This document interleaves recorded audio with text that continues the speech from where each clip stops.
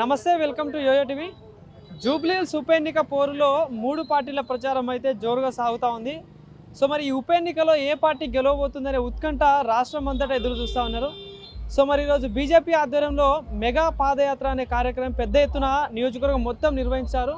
So దీనికి ప్రధానంగా BJP పార్టీకి సంబంధించిన ఎమ్మెల్యేలు కావచ్చు, ఎంపీలు కావచ్చు, మాజీ ఎమ్మెల్యేలు అందరూ ఈ కార్యక్రమంలో పాల్గొంటూ ఉన్నారు.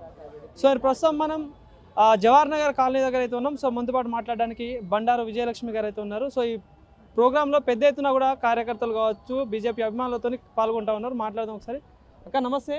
సో మరి ఎట్లా సాగుతుంది మరి ప్రచారం? అంటే జూబ్లీహిల్స్ ఉప ఎన్నిక అనేది రాష్ట్రం అంతటా జోరుగా చర్చ నడుస్తూ ఉంది. ఏ పార్టీ గెలుస్తనే ఉత్కంఠ పెద్ద ఎత్తున నడుస్తూ ఉంది. సో ఎట్లా ఉంది మరి ప్రజల్లో ఆదరణ? చాలా ఉత్సాహంగా ఉంది భారతీయ జనతా పార్టీ వైపు.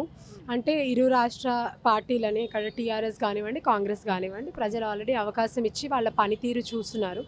ఇప్పుడు దాకా భారతీయ జనతా పార్టీకి స్థానికంగా అవకాశం దొరకకపోవడం అన్నది మాకు చాలా ప్లస్ పాయింట్ ఇక్కడ.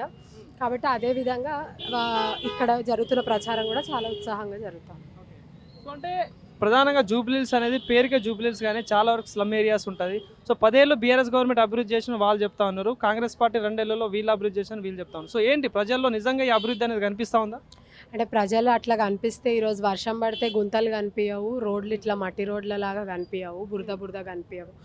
ఆ పరిస్థితి మనం చూస్తే ఇక్కడ విపరీతమైన ట్రాఫిక్, రోడ్లు సరిగ్గా లేకుండా కూడా అవన్నీ చూస్తున్న ప్రజలు స్థానికంగా మటుకు గట్టిగా వాళ్ళ సమస్యలు వాళ్ళకి తెలుసున్నాయి.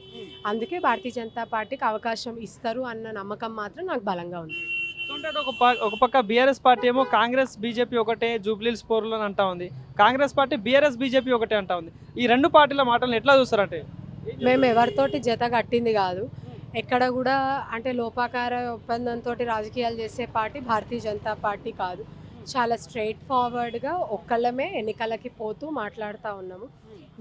ఎవరికి బీ పార్టీ అని ఈ కాంగ్రెస్ పార్టీ నుంచి బయటకు వచ్చిన వాళ్ళు ఈ పార్టీ మీద, లేదా టీఆర్ఎస్ నుంచి బయటకు వచ్చిన వాళ్ళు కాంగ్రెస్ పార్టీ మీద బురద జల్లే ప్రయత్నంలో వారికి వారు కొట్లాడుకునే దాంట్లో బీజేపీతో జతకట్టాలి అని అనుకుంటున్నారేమో. కానీ మా పార్టీ మటుకు చాలా క్లియర్గా ఎవరితో జతకట్టే అవకాశం లేదు.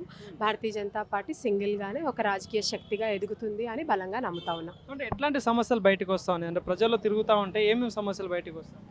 అంటే ఈరోజు కూడా మీరు అన్నట్టు జూబ్లీహిల్స్ అన్న పేరు ఉండడమే కానీ ఇక్కడ ఉన్న స్లమ్ ఏరియాస్, వాళ్ళ రోడ్స్, వాళ్ళ రవాణా అంటే ఏ విధంగా ట్రాఫిక్ ఆగిపోతూ ఉన్నది, వాళ్ళకి డ్రింకింగ్ వాటర్ ప్రాబ్లమ్స్, మురికి నీటి సమస్య, ఇవన్నీ కూడా చాలా లోకల్గా ఎమ్మెల్యే స్థాయిలో, కార్పొరేటర్ స్థాయిలో తీర్చాల్సిన సమస్యలు.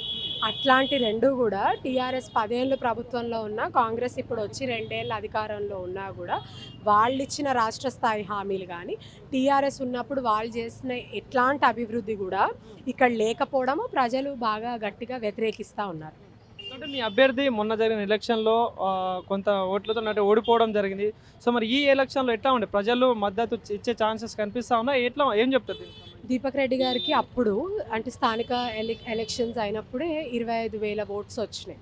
అంటే భారతీయ జనతా పార్టీ క్రమేపా ఇక్కడ పుంజుకుంటా ఉన్నది. ఈ ఎలక్షన్ అందరం ఉండడము, స్టేట్ పార్టీ మొత్తము ప్రతి లీడర్ ఇక్కడికి రావడము అన్నది డెఫినెట్గా ఒక ప్లస్ పాయింట్. ఈసారి బలంగా పర్ఫామ్ చేస్తాం, భారతీయ జనతా పార్టీ గెలుస్తుందన్న నమ్మకం ఉంది. చివరగా ఇక్కడ జూబ్లీహిల్స్లో ప్రధానంగా మైనార్టీ ఓట్స్ అనేది ఎక్కువ ఉంటాయి. సో ఏంటి మరి బీజేపీకి మద్దతు ఇచ్చే ఛాన్సెస్ కనిపిస్తూ ఉన్నాయా? ఏం చెప్తుంది మద్దతు? అంటే నేను ఇంతకు ముందు కూడా చెప్పిన, అస్సాం లాంటి రాష్ట్రము 36% మైనారిటీస్ ఉన్నదే భారతీయ జనతా పార్టీ అధికారం ఎగిరేసి జెండా చాటింది. ఇక్కడ ఎందుకు ఇవ్వరు అని అనుకుంటున్నారు? ప్రతి ఒక్క వర్గం భారతీయ జనతా పార్టీతో ఉన్నది. అంటే దేశాభివృద్ధి కోరుకున్నోళ్ళు, ఇక్కడ రాష్ట్ర అభివృద్ధి కోరుకున్నోళ్ళు ఆ అభివృద్ధి దిశగా చూడాలి. కానీ 2025లో కూడా కులం పేరిట, మతం పేరిట వాగ్దానాలు చేస్తూ, వాదనలు చేస్తూ ముందుకు పోవడం సరిగ్గా కాదు అని నేను నమ్ముతా ఉన్నాను. ఎవరు అనుకుంటున్నారు బీజేపీకి ప్రధాన పోటీ ఎవరు అనుకుంటున్నారు జూబ్లీహిల్స్లో? 2 పార్టీలు కూడా ప్రధాన పోటీలు. Okay, thank you.